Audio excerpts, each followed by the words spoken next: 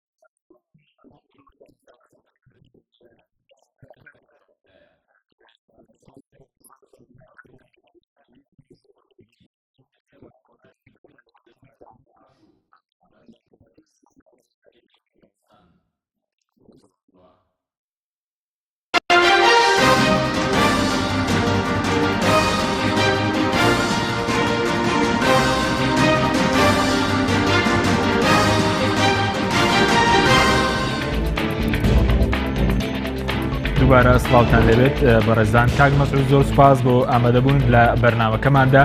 دەمەوێت پرسیارێکم لەوە دەست پێ بکەین بە بڕوای بەڕێستان دوای زیاتر لە نزیکەی 2 ساڵ لە قەیرانی سەختی سیاسی و دارایی هۆکاری چییە کە تاکو ئێستا دۆخەکەی چەنگاوێکی عەمەلی نییە بۆ هێورکردنەوەی دۆخی هەرێمی کوردستان؟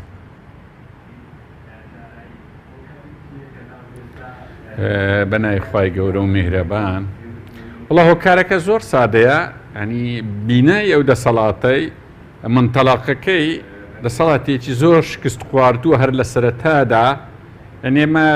زۆر جانمونە بۆی دەینین دەوڵەتی عوسمانی نزیکە 500 ساڵ دەوامی کرد، لە کۆتایی دەبووە خاوەنی 24 قەیران ناوێن لێنا دەوڵەتە نەخۆشەکە. ئەو دەسەڵاتی خۆمان بە سێمانجی یەکەمی بەڕاستی دەوڵەتێکی یان باڵێن دەسەڵاتێکی نەخۆشی دەردەداری بینا کرد و ئێستا قەیرانەکانی زیاتر لە نزیک 50 قەیرانی هەیە. بەمەعنا چیت چارەسەریەکی نییە کە 50 نەخۆشیەبی تەنها ینی با بڵێن بیر لە مردنی دەکەوێت یان گەلێ جار لەناو مەدرن خوا ڕەحمی پێ بکە. کەواتەوەی 2 ساڵ و 3 ساڵ نییە، ڕاستی بناغە و منهەجی ئەو دەسەڵاتەیما منهەجێکی تاڵانچیانە گەندەڵچیە تەبەقیە. ینی هەژاران ڕەوشنبیران نەبی چاوەڕێ ئەوی بکەن ڕۆژەک لە ڕۆژان لەو دەسەڵاتە برێن ئەوڵاهی چاکسازی دەکرێت یان ئێمە بەشمان لێی دەبی یا ئەوە ینی دەبی ئومێدتان بەو شتانە نەبی بەڕاستی ڕۆژ لە ڕۆژ خراترە. ئەوەی ئێستا لە بەردەستا لە هەموو کات باشترە، کەچی وەزعی خەڵکی لە هەموو کات خراترە. کەواتە لێرە بەولاوە زۆر خراتریش بەڕێوەیە، وەکو ڕۆژە بە ڕۆژێ بەرپرسان مژدەی ناخۆشترمان پێدەدەن لەبارەی موچەی دەرەی، لەبارەی قەرزاری دەرەی، لەبارەی زراعە دەرەی، لەبارەی سناعە دەرەی، لە هەموو لەبارەی ئەمنیەت دەرەی کە زۆر جار شانازی پێ دەکەن. ئەرێ ئەمنیەتی سناعیمان، ئەمنیەتی غیزائیمان، ئەمنیەتی تەندروستیمان، کام ئەمنیەتمان هەیە. یەک ئەمنیەت ئارامی هەیە، ئەیش کۆمەڵگە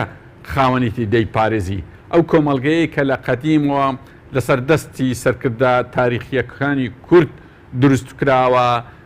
ئاین ڕێکی خستووە، بەس لەولایە ئەمنیەتی هەیە. لە باقیەکەی تر هیچ ئەمنیەتەک نییە لە بۆ خەڵکی کوردستان. بەڵێ زۆر باشە. بەڕێزت وتت دەسەڵاتی هەرێمی کوردستان دەسەڵاتێکی نەخۆشە. بێگومان دەسەڵاتی نەخۆش وە کەسی نەخۆش پێویستی بە پزیشکە. ئێستا ئەو پزیشکە هەیە لە هەرێمی کوردستان کە بتوانێت ئەو نەخۆشیە کەم دەسەڵاتە تووشی بووە چارەسەری بکات؟ خۆی عەزرەتی مەسیح یەکەم کەس ئەو باسی ئەگە خوێ بۆگەنی بوو کردی یەکەم کەس ئەو بوو دوای لە ئینجیلیش بەرجەستە کرا ئیتر لەو کاتیەوە ئەو نمونەیە هەیە ڕێک لە کوردستان با بڵێن ئەوەی پێدەگوت مسلحین یان ئەوەی لزنەی ئیسلاح لەبەر چی ئێستا چاکسازیش دەبتە بەشێک لە پرۆسەی گەندەڵی لەبەرەوەی هەر لە ناوخۆی پێدەگوترێت لە ئینگلیزی لە فکری ریاضیات پێدەگوترێت فیلد ینی فیلد هەر خۆ بەخۆ لە خۆیان دروستەکەین ئەوانەی کە لزنەی چاکسازی هەر بەشێکن لە گەندەڵیەکان لە گەندەڵکاران لزنەکە لەوان پێگرێ بۆیە بە هیچ جۆرێک بەو شێوازەی چاکسازی ناکرێ و نەشکراوە و هەر جارێک ناوی چاکسازی هێنراوە گەندەڵکار بازی زۆر گەورەی داوە و قەبارەی ماڵ و سامانی زۆر تەرەقەی کردیە گەورە کرێ وەکۆڕۆ لە ویکلیکس چیمان بینی ئەوەی ویکلیکسا لە سەخەتی تورکیا دەبی لە سەخەتی ئێران چ ببینی دەبی لە سەخەتی عێراق هەر جارە گۆڕانکاریەک دەبی ئەگەر لە تورکیا گۆڕانکاریە بووە یان لە ئێران ببی یان لە جارسکە لە عێراق بی لە سووریا بی یەک دنیا مەلەفی فەزاحەتی مەسئولینی کورد دەبینرێ ڕێک ئەو دەسەڵاتی ئێستا بەڕاستی بەڵایە بەسە ئەو میلەتەیدا یعنی ئەمن ناخۆشە ئەو قسان دەکەین بەڵام مامۆستایانی ئاینیش کە وەسفی ئەو بەڕایە دەکەن لە مزگەوت ئێساوا دوعا دەکەن خدایە ئەو بەڕایەمان لە کورکەوە دەزانی ئەوە چەند ناخۆشە ئەو بە خوێن و ئارەقە و فرمێسک ئەو دەسەڵاتە دروستوە زۆر حەیفە ئەو بەرپرسانە ئەو سەرکردانە ئاوا بە ئاسانی ئەو دەسەڵاتیان وا لێ کرد بە تەکید ئەوەی ئێستا دەیبینین چارەنووسێکی زۆر مەترسی دارمان لە پێشە ڕاستە وەزعی دووەلی وەزعی ئیقلیمی وەزعی عێراقی وەزعی ناوەخۆی کوردستان لە ڕووی سامان و داهات و بەرەکەتی خوای یەک جار زۆر لەبارە بەڵام بەڕاستی ئەو مەلەفانە لەدەست ئەمین نییە لەدەست خەرچی ئەمین نیە و باشیش بین ئەو 25 ساڵە هیچ مناقشەیەک هەر ناگرێ من ئامادەنیمە مناقشە لەسەر کەس بکەم باز لە ئەمینەت و حەچیمی ئەو سەرکردانی ئێمە بکە باشکە وڵا سەرکردەمان حەچیمە و لە دەستێکی ئەمیندا هیچ مەلەفێکمان شتیوای نییە بەڵێ ینی پێ دوای ئێستا ئێمە سەرکردەی دانا و حەکیممان نییە لە حکومڕانیدا وەڵایی ئەوە کلچیەوەی نییە ئەو قسە لەلای هیچ کەسی بری ینی ئەگە هەر یەکێک ئەوەی برێ ئەوە ماستا و چیە یان بە لاتینیەکەی قەدیم پێی دەگوترێت ستۆیلی یعنی ئەوە هەر لە بۆ دەنا ڕەوشنبیر هەیە نەزانی ئەری ڕەوشنبیر هەیە نەزانی ئەو ڕێککەوتنەی ئێستای کورد و ئەمریکا ئەو مرتەزەقی ئەرە ڕەوشنبیر هەیە نەزانی ئەوەی ئێستا سەرکردایەتی کوردێکا و عینادی و ئەو مەغروریەی کە هەیە لە خۆبایی ئەمە وەهمیە ئەو کوردستان وێران دەکە هەموو دەزانن بەڵام چ دەکەن دێن لە لایمەوە دەڵێن وڵات دەزانین بەس کەس بەرجێمان نەکە ئی باشە بۆ ئێستاوە نارەی لەبەرچی بە سەرکردەکانی خۆتان نارێن هەموو سەرکردەکان ئەم لەگە یەک سەرکردەم نییە کاکەت پێی برێ تو کوردستانی وا بەرە وێرانی دەبەی کاکە ئەو دەرفەتە زێڕینەی لە دەست دەدەی کاکە ئەو میلەتە ینی باس شەشکە برین لە تاریخی سیاسی کوردستان میلەتی کورد هەر سەرکردەی خۆی خۆشویستە یعنی لە شێخ عوبێدەڵڵا دەرێ شێخ عەبدولسەلام دەرێ قازی دەرێ شێخ مەحموود مەلا مستەفا میلەت سەرکردەی خۆی یە لە کاتە تنگانەکان هەر لە گەریبە یەکەم جارە میلەتی کورد بە سەرکردەی خۆی دەرێت دەست یەکاکە چ دەبینێ لەوەی زیاتر عافیە سەرکردا عافیە هەموو قیادەکان چۆن ئێوە دەژین چۆن ئێوە دەرێن ئێمە قیادەی ئەو میلەتین کە ئەو میلەتە واتان پێدرێ ئەمە سەرم سوڕمایە باز لەوەی دەکەن ئەوە دەبی ببینێ ئەوە نامی کورەکەکە هەمووتان وەرن دانیشن وەرنوە و سەرکردایەتی بۆ شێوەی واز لێ بینا ینی با خۆرکەچ تر سەرکردایەتی بکە حکوومەتایەتی بکە پەرلەمانایەتی بکە گۆڕی دەسەڵات لە حیزب بکەن لە حکوومەت بکەن لە سەرۆکایەتی بکەن وە میلەتە ئەو ناوەتان لێ دێنێت چۆن تەقەبولی ئەو ناوەڵام ئەم بخۆم لە جێ خۆم بەخوای شەرم دەکەن لە مەجلیسان کە جێم لە هەژارێک دەبی دەرێ بەخوا ئێوە هەموو دزن جار ئێوە ڕوونەمەش دەکەن وەڵا قەیچەکە با ڕوونەمەش دەکەن بەس بەخوا ئێمە هیچمان نەکردێ بەس ئێمەش بەبەر دەکەین سبەی دووزبەی لە تاریخ دەخوێنرێ سەفی 6 سەفی 5 مامۆستا لە بۆ تەلەبەکان شەرح دەرێ وەڵاهی ئەوە پێش 30 ساڵ لەوە پێش قیادە و ڕەوشنبیر و هەمووی پێکەوە دزیان دەکرد و دیسان ئەو دەرفەتیان لە کوردستان چۆن کە ببینە دەوڵەت باشە زۆر باشە سەبارەت بەوەی کە ئێستا بە پلەی یەکەم ئاساییکردنەوەی دۆخی هەرێم لە ئەستۆی کێدا ینی دەبێت کێ دۆخەکە ئاسایی بکاتەوە واللهی بەڕێی من ئەو چوە ڕۆیە ئەو دۆخە تازە ئاسایی ناکرێتەوە ینی قەیرانەکان زۆر قوڵ بووینەوە ینی ئیشی وا کرایە بەڕاستی من ئەوەی کە دەرێن نەزانێک نازان بەردەک دێختە ناو گۆمێک بە سەد زانە ڕێک ئەو وایە یعنی ئەو ئیشانی کە کرایە ئیشی زانا و حەچیم وانە نییە کاکە ئەو وا تێکدرایە دەری بە نەخشە و پلانێک تێکدرایە مهندسی تێکدەر تێکیدایە بەڕاستی ئەو چانابی ئەو مۆزوعای ئێستاە هەتا و جوهودانەی هەیە مع ئەسەب لە بۆ ئەوانەی کە نێوبژی دەکەن کە نازان ئەو خەزی ئەوەندە قوڵە کاکە باک دانیشتنی دوو سەرکردە و پێکەینانەوەی دوو سەرکردە ئەو مۆزوع کۆتایینەیە کاکە زۆر لایتکەی هەیە کاکە ئەو قەبارە گەندەڵی ئەو تەبەقی تەبەقەک ئەو هەموو ماڵ و سامانەی بردیەوە بەچی چارەسەری دەکەی تەبەقە چیش مەحروم وەرە بزانە میلەتی داهاتوومان نەوەی داهاتوومان ئەوە هیچ بەرپرسەکان بۆ خۆیان و نەوەی داهاتوو نەوەشیان با بڵێن زەمانەتی ژیانی یان کرێکە دڵنیام ئەو زەمانەتە تێک و پێک دەچی بەڵام وا دەزانن بەڵام وەرە بزانم تەبەقەی هەژار کە لە 170 میلەتی کورد پێک دەینی وەرە بزانم لەو کوردستانی بەشی لە چیمایە لە قەبرستان لە ئەرزی زراعی لە ئەرزی بەلەدیەی لە چێ مایە ینی چ دەکەن چۆن تاعین دەکرێن چیان لێ دەکەن هەر ڕۆژ لە ڕۆژ قەیران زیاد دەکات ڕۆژ لە ڕۆژ ئەو دەسەڵاتە بەرە و مردنە چۆن ئەوە کە ئەوە هەنگای پێدەندرێم سرم سوورمایە چۆن باسی دەوڵەتداری و باسی مەگەم تەنها ئەوەندەی پێ بکرێ بەرەبەرە چۆن ئەو با بڵێن وەتەنە فرۆشرا یعنی جار لێرە بەولا ئەو تەبەقەش بفرۆشێ پێشمەرگە بفرۆشترێ با بڵێن مەلەفەکانی تر مەزاد بکرێ و فرۆشی هەر ئەوەندە لە دەست سەرکردایەتمای دەنە هیچ تر نەماوە زۆر باش ینی چۆن بەچ بەڵگەیە کە ئێستا لەلایەن دەسەڵاتدارانەوە مەسەرەن پێشمەرگە یاخود تەبەقی تر دەفرۆشرێت زین چۆن ناخۆشیشە ئێمە ئەوەندە بێئومێد بین بەڵام وەرە ئەزمموی 20 ساڵی دەسەڵات تەمەشاکە لەو کاتێک کە بایعی خەڵکی داهات لە لای بەغدا بایعی خەرچیان دەخوارد و دابەشیان دەکرد لەو کاتیەوە تا ئێستا ئەوە تاڵان و دابەشی ئەو قسەی من نیە قسەی سەرکردە گەورەکانی وەکو شێغاتەم بارزانی دکتۆر بەرهام کاک مەلا بەختیار کاک فلان ئەوانەوە دەرێن یعنی ئەوانە لە سەرونە خۆوانە ئەلحەمدوللا ئەوەنەش وەسعیان ئەوەندە خراپ نییە بەڵام لە چاوەوان تەبەقەتر هێشتن لە سەروتر یەکجار زۆری خواری بۆیە ئەوانە بەدەنگ کاتن بۆیە مەسەلەن ئەوانە پێمان دەرێن کاکە بڕۆن مڕاجعی ئومەم متحیدە بکەن معنە ئەوانش بێ ئومێد بووینە لە ناوەخۆ بەڵگەمان یەکجار زۆرە کە بەو وەزعی ئێستا کە دەیبینین چارەسەر ناکرێت بەڵام یەکجار ینی با بڵێن مطلقیش نییە ئێمە بێ ئومێدین بەڵام ئەگە ئەو سەرکردانە بەخۆبێنەوە و ئەعترافێکی خوایانە بکەن ئەو پێی دەگوتێت تەوبەتن نەسوح تەوبەتی یەکجاری بکەن لەسەر دەستی ئەو میلەتەی لەسەر دەستی خوێنی شەهیدان لەسەر دەستی عەهد لە بۆ پیادە تاریخیەکان کە هەموو چاوەڕێ بووینە ڕۆژێک دەرفەتێکی وها زێڕین بێ بەداخەوە لە بۆوان نەهاتۆ هەموو سەری ئومێدیان نانەوە ئێستا لە بنگڵینە ینی عەهدێک لە بۆ ئەوانە ڕاست بێن ئاعتراف بەو غەڵەتانەوەی خۆیان کەن داوای لێبوردنەکی گشتی بکەن و ینی دەسەڵاتەکەی تەسلیمی خەڵکی ئەمین بکەن وەڵڵا ئەوەندە گەورە دەبێن ینی ئەو نیلسۆن ماندێلای ئەمە دەرێن ڕۆیە نەڕۆیە یان لە ناو کوردستان دروست دەبتەوە بەڵام بە ممارەسەکردنی دەسەڵات تازە بە هیچ نەوعک ئەو کابینەی ئێستایی هەموو حیزبەکان لەسەر حکومە بەڕاستی دیمەنەکی ناشین ڕەنگە هەندێکیان پیاوی چاک نازانم دەکرێت هەندێک هەمووی بانەری بەس تازە تەڕ و شک پێش گوسە لە لای میلەت دیمەنەکە ناشینە وا چاکە هەر هەمووی ئیستقالە بدەن با نەسنەوە ماڵێ بەڵام بیدەنە دەست ئەمین ئەوانە بەڕێوە بن ئەوان چاودێر بن ئەوان نەسیحەتکەر بن هەرچی ناو لێدەنەی باواز لەو دزین و تاڵان و بەو شێوازی بن هەموو ڕۆژێ راپۆرتێکی دووەلی دێ فلان سەرکردە ئەوەندە سامانەی هەیە تخوا وەزارەتی خارجی ئەمریکا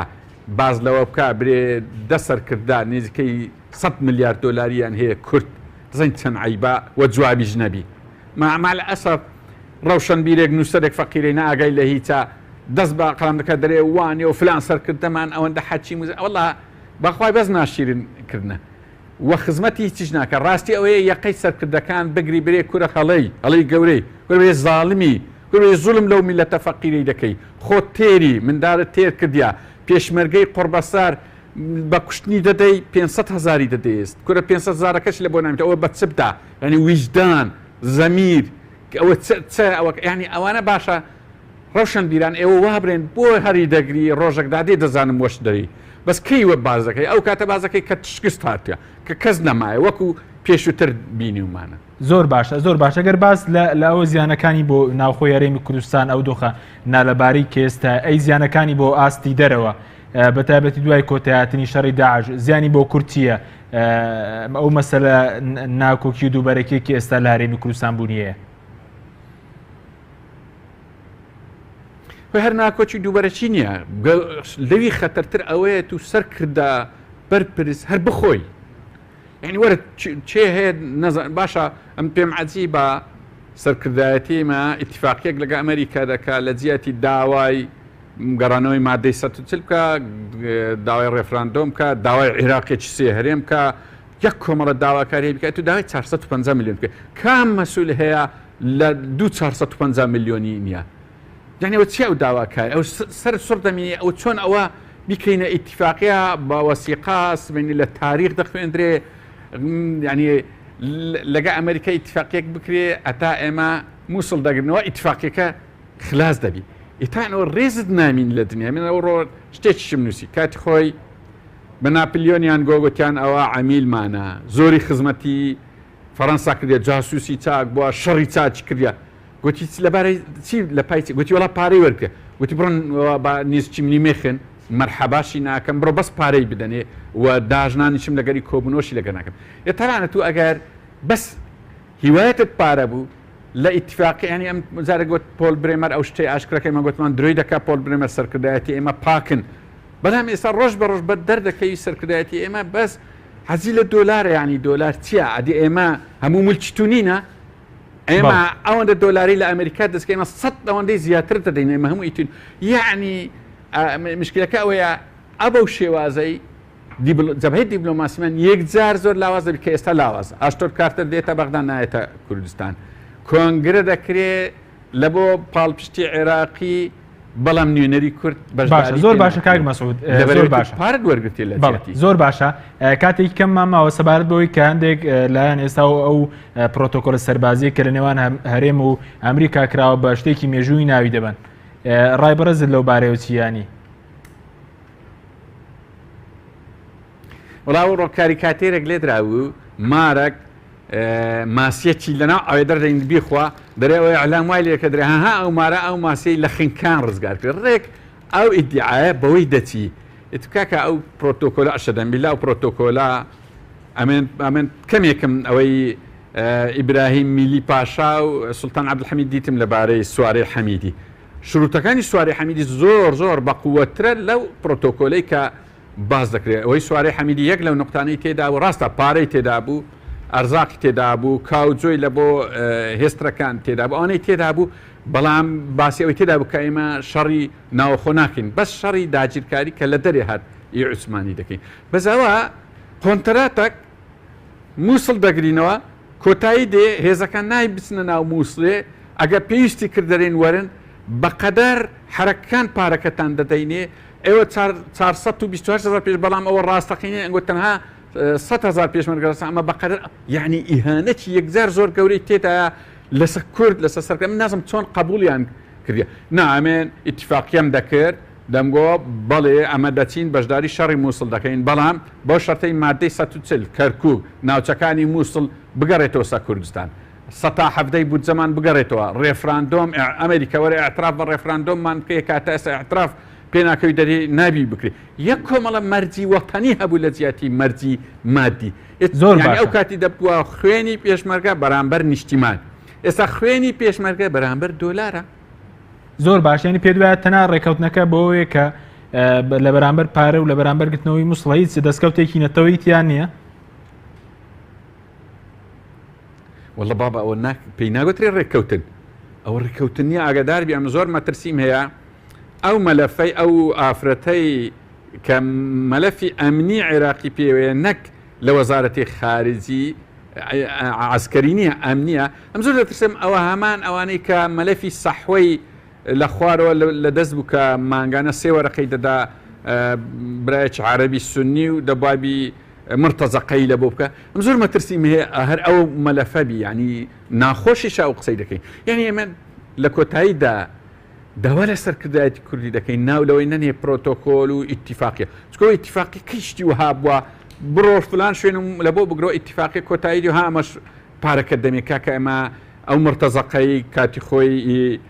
ڕۆممان بینیە ئی جەرمەنیەکانمان بینیە ئی لاتینیەکانمان بینیە ئەو مرتەزەقەی ئەی پێی دەگوترێ غەجەرمان بینیە ئەوە لەو شێوازەیە دەبی لە ڕاهی خوای سەرکردایەتی کورد وەرە لەو ئیتیفاقی پشێمان بووە ئیتیفاقیشکە مۆرکان پرس بە سەرکردەکان بکەن پرس بە عاقڵمەندەکانی کوردستان بکەن. زۆر باشە 2 دقەمان ماوە زۆر بە کورتی کەمتر لە 2 دقە سەبارەت بە هۆکاری بەشداری پێنەکردنی کورد لە کۆنگرەی نێودەوڵەتی داعش تا چەندێک پەیوەندی بە دۆخی ناوخۆی هەرێم و ئەو دووبەرەکەیە کە لە ناوخۆی هەرێمەیە. خۆی کاتی خۆی کە پەرلەمانی عێراق ئەو شێوەی بەسەرهات ئەمریکا زۆر خەمی لێ خوارد و بە هەموو پەرلەمانە کوردستان و فراکسیۆنەکان گوتیان بگەڕەوە دەبی پەرلەمان دروستکەین لە کاتێک یەک لە سەرۆک فراکسیۆنەکانی کورد گوتیان بۆ ئەوەندە خەم لە پەرلەمانی بەغدا دەخۆن بەرام خەم لە پەرلەمانی کوردستان خۆن کاکە جوابی داوەتی بۆ کوردستان چی لەسەر چماوە هیچی هەیە کە دەوایە ینی کەواتە یعنی ئەو دەرفەتە زێڕینە خوایی لە بۆ ئێمە هینە هەتا ئەو لە حەزش ئەو دەرفەتە مایە دەبوا دەبینی بە پێلەقە لی دەدەین تێک و پێچی دەدەین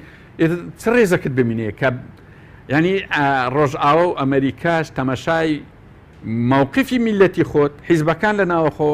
تەمەشایان دەکا کە ڕێز لە یەکتر ناگرن ئێتەمان ئەویش ڕێزت لێ ناگری ڕێزت بای ئەوەندی لێ دەگری کە ئیشەکی لە بۆ دەکەی توش ئامادەی ئەو ئیشت لە بۆ دەکەوت تا ئەو ئیشی بەتونامێ بە تاکید ئەوەی ئێستا سەرکردایەتی کورد لەسەری دەڕوە تێکرای سەرکردایەتی کورد وەلەوە من هیچ دەسەڵاتیم بەس بە منیشەوە ئەوە ئێمە کوردستان وێران دەکەین کوردستانی بەرەو هەڵدێر دەبین مەعەلەسەف یەک خاڵی گرنگەیە لە کاتێکدا هەزاران ئەگەر لە بەردەمی کوردستان هاتە هەزاران ئەگەر لە بەردەمی کوردستان بە دەوڵەت بوونە چەند ئەگەرێکی کەم هەیە لە بەردەمی کوردستان نەهاتە و کارە ساتە کەچی سەرکردایەتی کوردستان پار پێوە دەنێ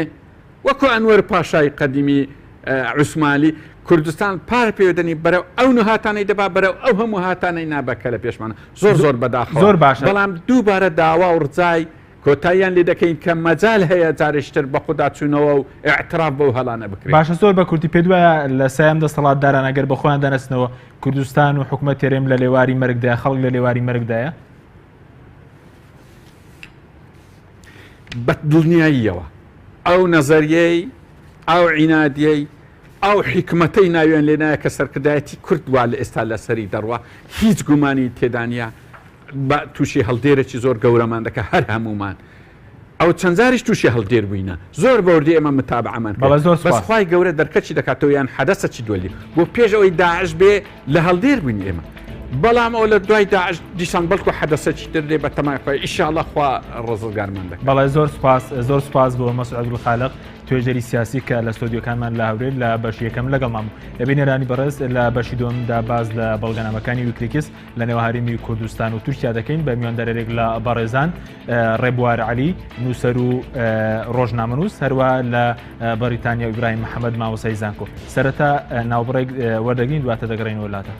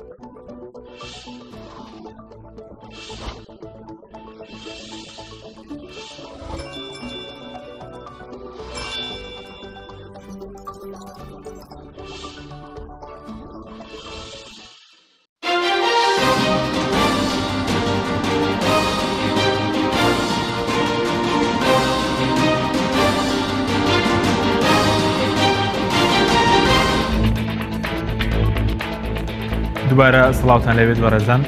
کاگەڕوار بەخێر بێ ئەگەر لە بەڕێستانەوە دەستوی خۆتان ئاگدارن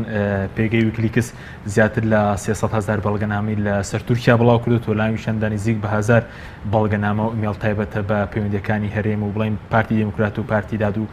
گەشە پێدا دەمەوێت خوێندنەوەی بەڕێز لەسەر سەرەتا لەسەر تورکیا بزانم دوای باسیێری کوردستان بکەین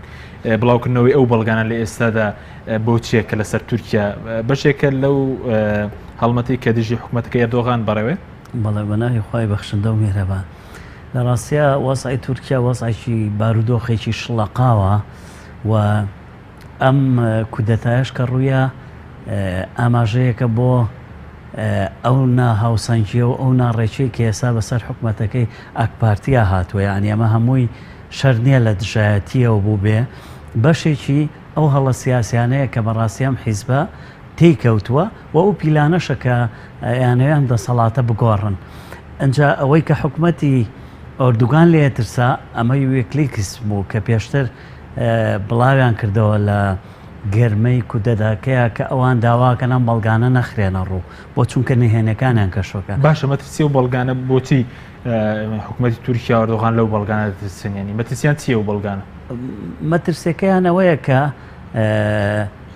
بەڵگەکان ڕاست و دیکۆمنتن یعنی ئەمە شیکاری نییە تر خەڵکە سیاسەکانی دنیا کە لەبارەی تورکیاوە قسە بکەن خۆیان شیکردنەوە بکەنەوە بەڵگە و دیکۆمنتەکان ینی لەسەر زانیاری قساکرێ و نهێنەکانی ئەم دەسەڵاتە و پەیوەندەکانی و جۆری ئیشکردنی یعنی ئەمیش وەکو ئەتوانم بڵێم وەکو بەشی دووەمی کودەتاکەیە کە بەسەریانایە بۆ ئێستا بارینە ئاسایی ڕاگەێنێ و لەوانەیە بە بۆچوونی من کە کەم کەس قسەی لەمە کرد بێ ئامانجی کودەتاکە و ئەم بەڵگەنامانەی ویکلیکس ئەوە بێ کە ئۆردوگان ئەم هەنگاو هەڵانەی تر بنێکە بڕیاریەوە باکە نەیارەکانی بەتوندی مامەڵەکە بارینە ئاسایی ڕاگەێنێ و بکەێت ئەو هەڵەوەی ئەو هەڵە سیاسی گەورەی کە نەیارەکانی مەبەستیانە تێکێ و دوایی بە شکستی ئەمانە بێ ئەمە بیرمانە لە کودەتاکانی پێشتر لە تورکیایە بۆ نمونە نەجمە دینەربەکان کە زۆرینەی دەنگەکانیان نابوو بە کودەتایەکی سەرباسی خستیانە ئەملاوە بەڵام سەیرەکە ئێستا ئەک پارتی بەمەش نەکەوتەوە بەڵگەکانی شەمە یەکێکە لەوەی کە نهێنیەکانیان کەشفەکە دەستیان ئاشکراکە و وای لەکە ئەتوانی زیاتر پێ دوای ئەوەی کە ئێستا هەندێک بەڵگەنامە کە نۆسەتیان تایبەتن بە پەیوەندەکانی دادوگەشە پێدان و پارتی دموکراتی کوردستان بۆ نمونە پێ بەڵگانە پارتی دموکراتی کوردستان تۆمەتبار دەکات بە وەرگرتنی 200 میلیۆن دلار لە تورکیا لە مانگی ئازاری ئەم ساڵ و باسی کۆمەڵێک بەڵگەی تستەبارد بە دۆسەی نەوت دەکەوە لە 822 بەڵگەی باسی مەسعود بارزانی سەرۆکی پارتی دموکراتی کوردستان دەکات پێدویان بەڵگانەش دروستن سەبارەت بە پەیوەندی نێوان داد و گەشە پێدان و پارتی دموکراتی کوردستان بە دڵنیاییەوە گومان لە ڕاست و دروستی بەڵگەکان نییە باشە بە چ بەڵگەیەک ئەوانە بەڵگەی باوەڕ پێکراون ئەو چونکە بەڕاستی ئەم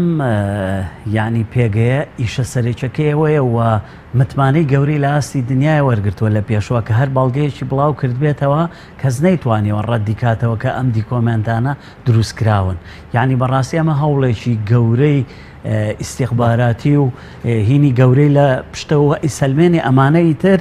زانیاری ڕاستەقینەن لەسەر و حیزب و پەیوەندیانە ئەبێ ئەم لایەنانەی کە ئیتر بەڵگەکانیان لەسەر ئەوان ڕوونکردنەوە بن تاوان ئێستا بە نیسبەت کوردستانەوە هەر هەمووی دژیەوە نیە بۆ نمونە ئێستا شتیشی تایە لە بەرژەوەندی پارتیە یعنی ڕاستەکانی سەلماند و بۆ نمونەیەکێک لەوانە کە تورکیا زۆر مەبەستی بووە پارتی بکە بە گشت پەکەکەیە ڕێگەی هاتوچۆیان لێ بگرێ بەڵام لە بەڵگەنامەکانە هاتووە کە پارتی بەمە بە ئاسانی ڕازی نەبووە بەمە ڕازی نەبووە کە شەڕی دەستە و یەخەی پەکەکە بکە ئەمە بە خاڵێک بۆیە نووسرێت کە پارتی یعنی هێڵە نەتەوەیەکانی بە یەکجاری نەبەزان بێ ئەگەر چی ڕخنەیەتە سەر کە ئەم پەیوەندیە بەهێز و تونند و تۆڵە پارتی لەگەڵ ئاکپارتی هەیەی ئەمە بەڕاستی پرۆسی کوردستانە خاتە ژێر پرسیارەوە من یەکێک لەو بەڵگە کۆنانم لایە تەبعا ئەمە بەڵگە مێژوویە تازانە زۆر گرنگن لەگەڵ بەڵگە مێژوویە کۆنەکانە بێ لە یەک بۆ نمونە بەڵگەیەکە لە دۆسەی عوسمانیە باسیەوەکە کە چۆن تورکەکانی سەردەمی عوسمانی بە تایبەتی سەردەمی کەمالیەکان کە چۆن کوردیان بەکارێنەوە ئامانجەکانی خۆیان هەتا بە ناوی دینەوە وتوانە ئێمە گەلێکی سونین سوڵتانەکەمان سونیە بەڵام دوای بۆ مەبەستەکانی خۆیان بەکارێنێنەوەن و هیچ لەو دیکۆمنتانە ئێستا کردومانە بە کوردی خەریکی بڵاوکردەوەین هی سەردەمی کورد لە سەردەمی عوسمانەکانە باسیەوەکە کە چۆنە بێت ڕێگ و ڕیشەی بەرزانەکان هەڵبکەنی باشە خۆمە باپیرەی ئەم تورکانەی ئێستان کە بەڕاستی پارتی چەند بچێتە پێشەوە لێیان بەسەبێەوەی لەبیر بێ عەبدولسەلامی بارزانی کە باپیرەی ئەمانە لە مووسڵ تورکەکان لە سێدارەیانە لەبەرەوە ئەوەی بە باپیرەکانی کوردی ئەمەیان کرد بەمانەش یەکەن لەبەر بەرژەوەندیەکانی تایبەتی خۆیان تەگەڕێم بۆ لای بەرزت گەر بچینە لەندەن مامۆستا ئیبراهیم زۆر سپاس بۆ بەشداریکردن لە بەرنامەکەماندا دەمەوێت ڕای بەڕێزی تام بزانین سەبارەت بە بڵاوکردنەوەی ئەو بەڵگانە لەیان پێگەی ویکلیکس لە نێوان هەرێمی کوپەی سەبارەت بە پەیوەندیەکانی هەرێم و تورکیاوە بە تایبەتی نێواندا دووگەشە پێدان تا چەندێک ئەو بەڵگەنامان لە ڕووی نێودوڵەتیەوە لە وڵاتانی دەرەوە باوەڕ پێکراون. بسم الله الرحمن الرحيم زۆر سپاسانەکەم بۆ بەرنامەیە بەڕاستی ئەو بەڵگەنامانە بەڵگەن یعنی بەڵگەی مەلموسن و شتێکی مصدقن و شتێکی باوەڕ پێکراوە و هیچ ئەوەیەک دەرناخە کە ئەمانە بەڵگەیەکی دروستکراوە بن لەلایەن کەسێکەوە چونکە ئەوانە ڕاستەوخۆ لە ئیمێڵی ئاک پارتی و لە ئیمێڵەکانی ئەوانە وەرگیراوە و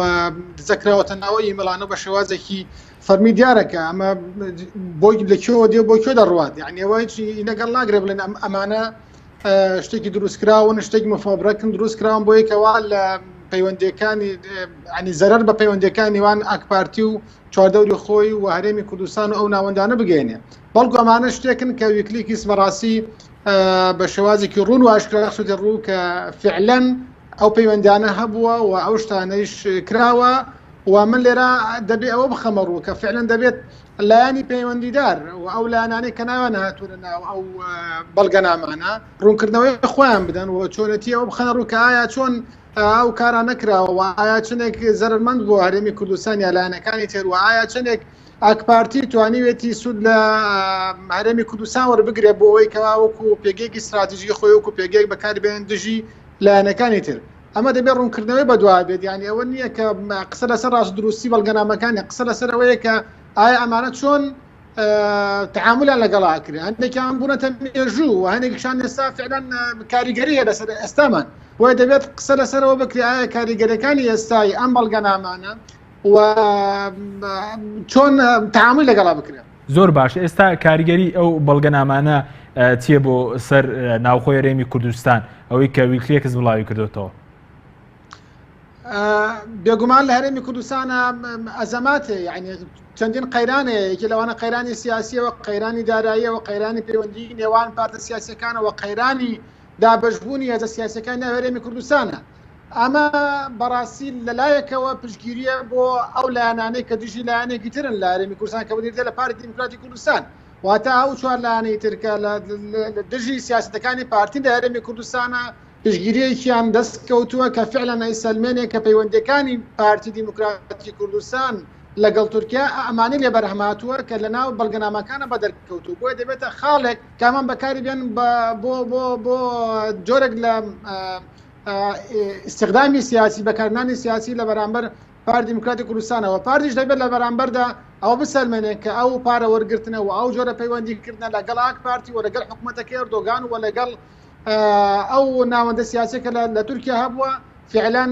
بە شێوازێکی فەرمی بووە و هەموو لایەنە سیاسەکان و دامەزراوە سیاسەکانی هەرێمی کوردستان لە پەرلەمان و لە حکوومەت و لە سەرۆکایەتەکان ئاگاداری ئەو شتە بوون واتە ئەگەر بێت و بە شێوازێکی تر لەکی بینەوە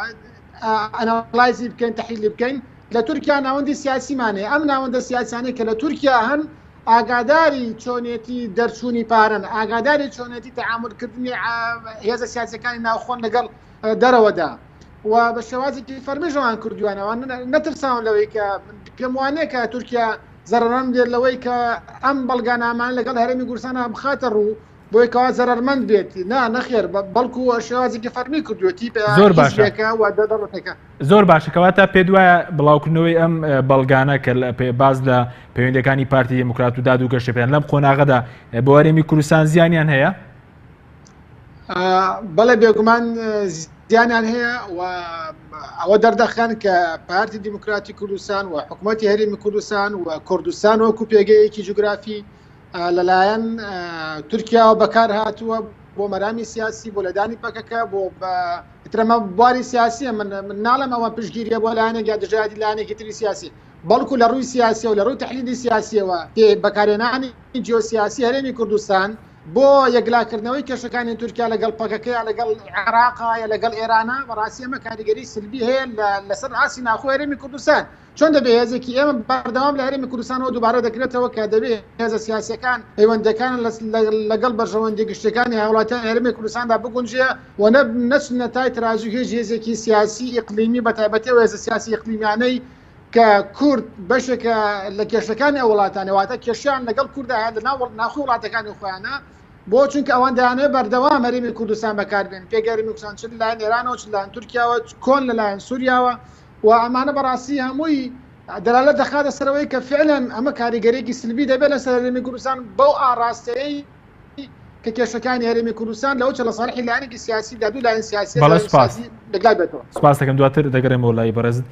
مامۆستا ڕێبەرتۆش هاوڕێ لەسەرەوەی کە ئەم بەڵگانە پێم بەڵگانە پەیوەندەکانی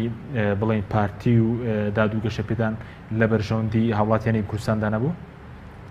خۆی لە ڕاستیە ئەو پەیوەندیانە پارتیش و تورکیاش نەیان شاردوێتەوە. بۆ نمونە